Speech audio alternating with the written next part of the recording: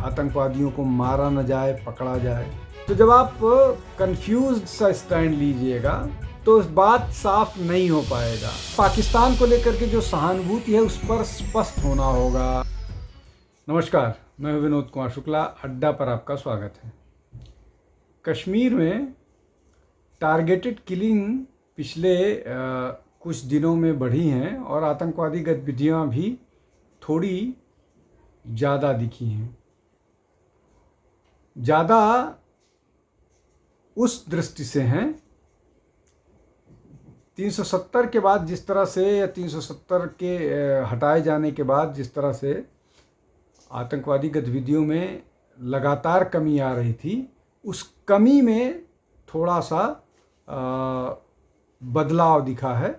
और ये विशेष रूप से 2024 के लोकसभा चुनाव के बाद ज़्यादा नज़र आया है। उसके कारण कई हैं, लेकिन उन पर आज चर्चा नहीं करेंगे। आज चर्चा करेंगे फारूक अब्दुल्ला के बयान की। उनके बयान के जो 2-3 मायने मैं समझ पाया हूँ, उस पर चर्चा करते हैं।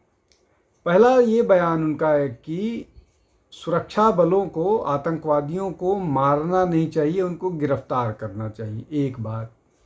दूसरा, उन्होंने बोला कि जो जिस तरह से आतंकवादी गतिविधियों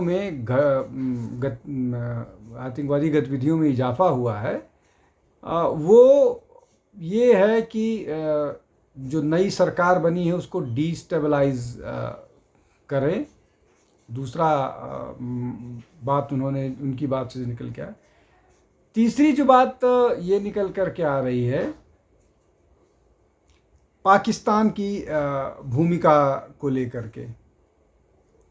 तो पाकिस्तान की भूमिका को लेकर के भी उन्होंने थोड़ा गोल मटोल सा कहा कि वो है। लेकिन अब इन सब के मायने क्या हैं?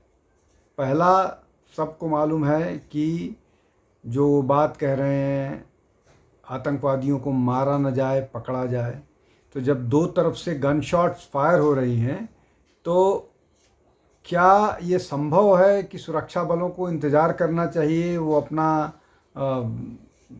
आम एम्यूनिशन से एग्जॉस्ट करें, उसके बाद उनको पकड़ने की कोशिश की जा रही? ये थोड़ा सा प्रैक्टिकली संभव नहीं है। और कम से कम एक सीजन पॉलिटिशियन जो देखा, जिसने कश्मीर का आतंकवाद देखा है, वो जब इस तरह की बात करता है तो उसमें एक तो ये कि वो कंफ्यूज्ड हैं आतंकवाद के थ्रेट को लेकर के, और दूसरा ये कि वो आतंकवादियों को गिरफ्तार करा करके क्या जानना चाह रहे हैं, क्या समझने की कोशिश कर जा रहे हैं। सबको मालूम है कि ये पाकिस्तान प्रायोजित आतंकवाद है, इसमें कोई छुपा नहीं है, नहीं है, कोई छिपी हुई बात नहीं।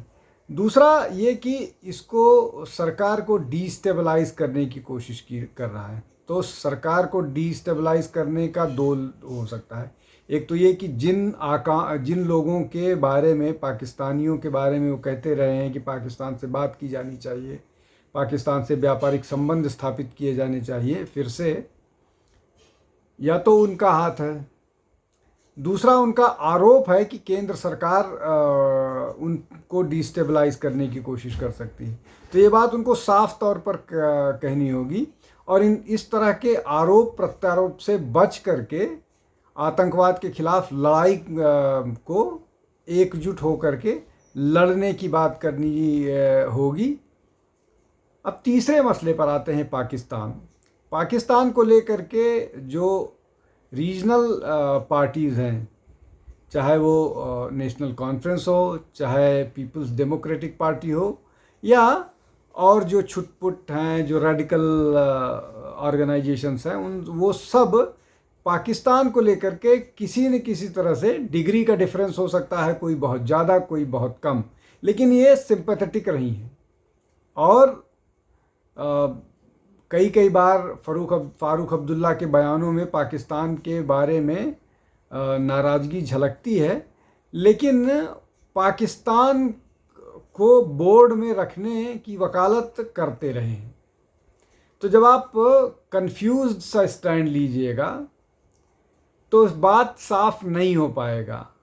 अब ये जो तीन की तीनों बातें हैं, तीनों कंफ्यूज स्टैंड है कि जो गिरफ्तारी को लेकर के मसला है कि उनको आतंकवादियों को गिरफ्तार किया जाना चाहिए, ये बड़ा वेग सा मसला है। दूसरा ये कि जिस तरह से मतलब गिरफ्तारी के अलावा जिस तरह से बात करें कि इनकी जो नेशनल कॉन्फ्रेंस की सरकार को डीस्टेबलाइज करने की कोशिश की जा रही, ये भी बहुत वेग सा मसला है। आप किस पर आरोप लगाना चाह रहे हैं? क्या आप वहाँ के लोकल आतंकवादियों को या पाकिस्तान से जो लोग आए हैं वो डिस्टेबलाइज करना चाह रहे हैं, या आप सरकार पर, केंद्र सरकार पर आरोप लगा रहे हैं? ये वो है।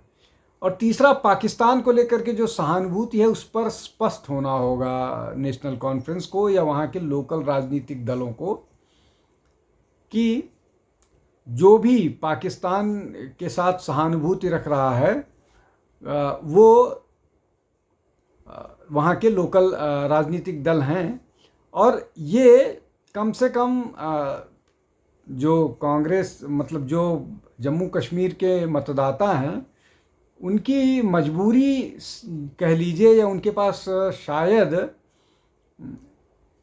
कोई ऐसा ऑप्शन नहीं है जो जिनको वो वोट करें, क्योंकि प्रीडोमिनेंटली मुस्लिम पॉपुलेशन है जम्मू कश्मीर की।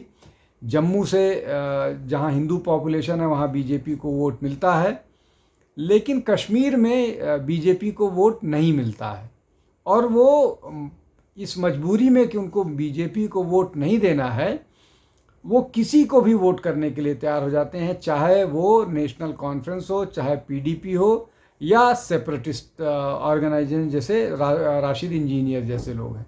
ये एक जिसको बोलें कि कश्मीर की राजनीति का विरोधाभास है। तो इन परिस्थितियों में जब ऐसा हो रहा है कि नेशनल कॉन्फ्रेंस सरकार में है, आतंकवादी घटनाएं हो रही हैं, और एलजी आतंकवादियों से सख्ती से निपटने के लिए कह चुके हैं कि इनको सख्ती से निपटना चाहिए, निपटेंगे इनसे सख्ती से। उन सब के बीच जब ये सारी चीज़ें हो रही हैं, उन सब के बीच ये जो सरकार की भूमिका है, अगर सरकार एक ऐसी सरकार होती जो ये खौफ पैदा कर पाती आतंकवादियों के बारे में, आतंकवादियों को लेकर के और आतंकवादी घटनाओं को लेकर के ढुलमुल नहीं होती, तो शायद कश्मीर में ये जो मन या हौसला आतंकवादियों का बढ़ा है, इस पर थोड़ी और सख्ती से लगाम लगती।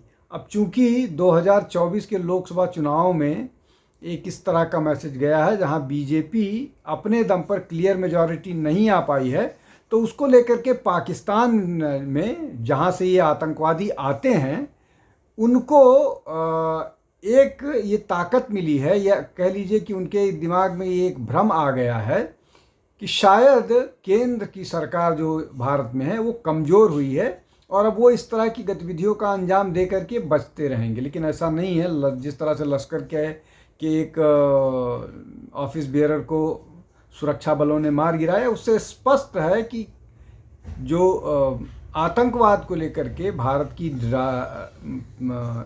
नीति है, स्ट्रैटेजी है, उसमें कोई बदलाव नहीं आया है। अब इसमें हमेशा एक जो बड़ा फैक्टर होता है कि किसी भी आतंकवादी घटना को अंजाम बिना लोकल सपोर्ट के नहीं दिया जा सकता है। अब उन लोकल सपोर्ट्स पर एक बार फिर काम करना होगा। जिस तरह से 2.5 साल के बाद कश्मीर में आतंकवादी घटना घटी है, उस तरह की आतंकवादी घटनाओं को आगे ना होने से रोकने के लिए जो लोकल सपोर्ट का वो है, जिसको पिछले दिनों में जिसकी कमर तोड़ दी गई थी, शायद वो स्लीपर सेल हैं जो चुप्पी साध लिए थे कि सरकार मजबूत है और अभी अगर कोई घटना को अंजाम देंगे तो घटना का तुरंत जवाब मिलेगा। और हो भी ऐसा रहा है। पिछले आप ये कह लीजिए कि 19 से जब से 370 हटाया गया है, उसके बाद से कोई भी घटना को जिस भी आतंकवादी ने अंजाम दिया है, उस आतंकवादी को सुरक्षा बलों ने न्यूट्रलाइज किया है। ये क्लियर कम से कम है, और ये अभी भी हो रहा है। जैसे ही ग्रेनेड वाला या उसके पहले जो भी घटनाएं हुई हैं, जितने भी आतंकवादी इन घटनाओं में इन्वॉल्व पाए गए हैं, सबको सुरक्षा बलों ने न्यूट्रलाइज किया है एक के बाद, चाहे वो सुरक्षा बलों के ऊपर आक्रमण किया हो, चाहे वो टारगेटेड किलिंग हो, या जो भी इस तरह की घटनाएं हुई हों। लेकिन उन परिस्थिति में अगर जिस राजनीतिक दल की सरकार है, उस राजनीतिक दल के अध्यक्ष का ये कहना कि सरकार को डिस्टेबलाइज करने के लिए इस तरह की कॉन्स्पिरेसी पर काम हो रहा है या इस तरह की कॉन्स्पिरेसी हो रही है, उनको स्पष्ट तौर पर ये बोलना चाहिए कि पाकिस्तान अगर इस तरह का डिस्टेबलाइज करने की जम्मू कश्मीर में कोशिश करेगी तो भारतीय सुरक्षा बल उसके लिए तैयार हैं।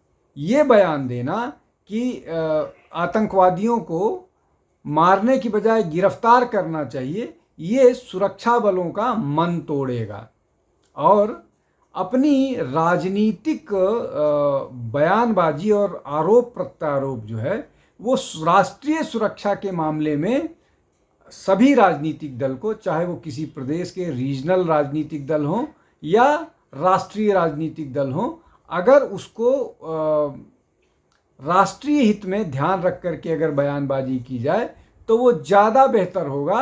अन्यथा इस तरह का कन्फ्यूज़न लगातार होता रहेगा और उससे किसी बेहतर परिणाम की तरफ नहीं जा पाएंगे। राजनीतिक तौर पर सुरक्षा बल पूरी तरह से सुरक्षा के लिए मुस्तैद हैं। और एक और बात शायद जो नेशनल कॉन्फ्रेंस के नेताओं को समझ लेनी चाहिए कि अगर इस तरह के गैर जिम्मेदाराना बयान आएंगे तो जो घाटी की नॉर्मलसी है या जम्मू कश्मीर में जिसको ज़ीरो टेररिस्ट एक्टिविटी वाला स्थिति है, अगर उसको पूरी तरह से लागू करने की दिशा में केंद्र सरकार के साथ जब तक प्रदेश सरकार मिलकर के काम नहीं करेगी, तब तक शायद जो केंद्र सरकार चाहती है और जो राज्य सरकार चाहती है कि उसको पूर्ण राज्य वाला दर्जा वापस किया जाए, वो मामला डिले हो सकता है। इसलिए उस मामले को अचीव करने का प्राइमरी जो प्री कंडीशन एक पत्रकार के तौर पर मुझे समझ आता है, वो ये है कि वहाँ पर जो आतंकवादी घटनाएं हैं, उन घटनाओं को